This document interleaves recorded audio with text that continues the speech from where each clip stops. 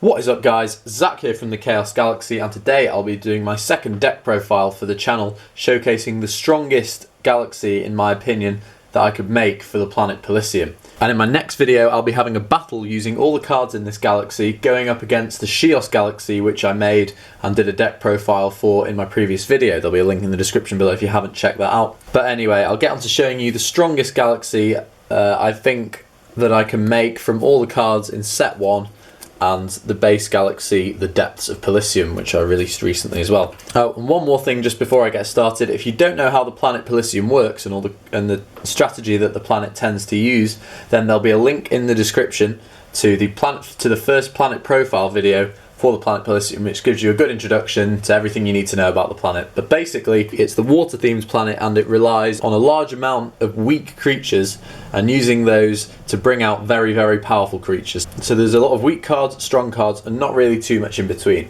I'll start off by showing you the boss creatures, starting with 2 copies of Zettoray Mantalossus.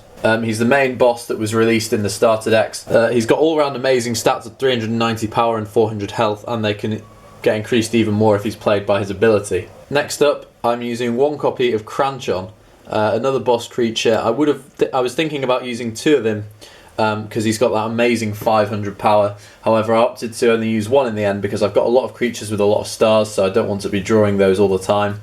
And Kranchon's 320 health does let him down occasionally, and there's only really need for 1 because I've got 2 copies of Mystical Beast of the Deep for the final kind of boss creature of the galaxy. And when he's killed by an attack, you can add any one of your 6-star or higher killed Palicium creatures back to your hand, including the Kranchon or your Zettoray Mantalossus. So I think 5 very strong creatures in the galaxy is kind of enough. It's kind of enough for you to draw into them that often, but not get loads of them clogging up your hand and you not being able to play them because you don't have enough stars. Anyway, I'll get onto the other creatures now.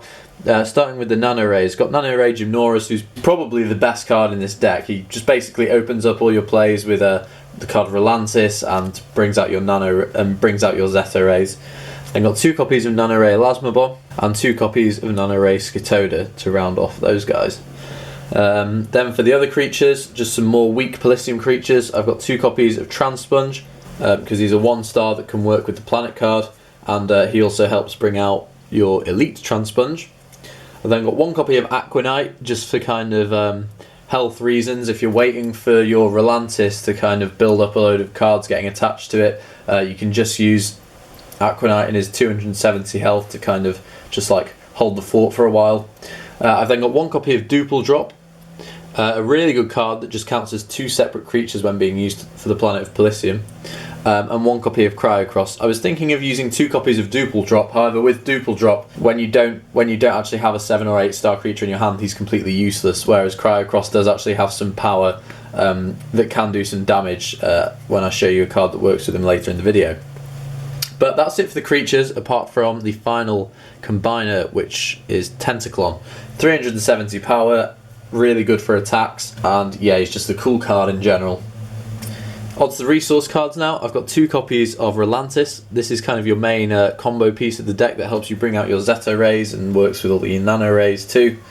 And then 1 copy of the Sacred Reef to round off the permanent resource cards, which doubles the power and health of all your weak Palicium creatures. So like your Nanoray Elasmabon can get quite strong with this, Cryocross as well, and Transponge's health goes up to 180, which is pretty respectable. And then I've got 1 copy of Swirlpool. This is just if you draw a Zettoray or something that you don't want, you can shuffle it back into your galaxy, add a Nanoray Gimnorus to your hand, and then use that to start up a Ralantis move if you want. And then onto the other single-use resource cards, I've got a Creature Conjurer, because you're bringing out a lot of kind of weak creatures at once sometimes, even up to 3 or 4 a turn, so having extra creature zones is always good. 1 copy of Bolide Comet to get rid of permanent resource cards. 1 Charge Blaster to kill those big Shearuk creatures.